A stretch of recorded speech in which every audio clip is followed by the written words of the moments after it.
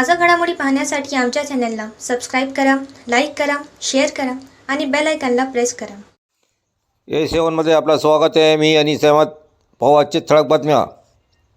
हिंगोली दामनी पथकाच्या वतीने 1 ते 7 जानेवारी दरम्यान कालावधीत जिल्ह्यातील विविध 42 ठिकाणी भेट देऊन 11 टवाळखोरावर कारवाई केली आहे.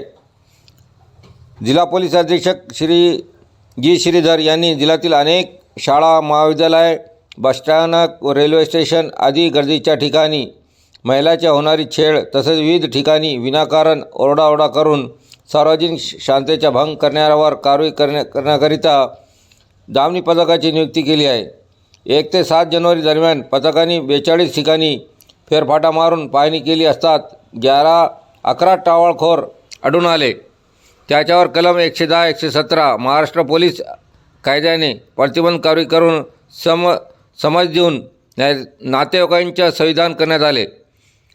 हिंगोली पोलीस अधीक्षक जी श्रीधर, अप्पर पोलीस अधीक्षक अर्चना पाटील यांच्या मार्गदर्शनाखाली सहाय्यक पोलीस निरीक्षक विशाखा धुळे, पोलीस हवालदार सरनाईक आरती साळवे, अर्चना नखाते, चंद्रकांत देशमुख यांच्या पथकाने ही कारवाई केली आहे. कोणी अडचणीत वेळी तातडीने मदतीकरिता हेल्पलाईन नंबर 800-700-493 तसेच डायल 112 संपर्क साधण्याचे आवाहन दामनी पथकाच्या यांच्या वतीने करण्यात आलेलं आहे.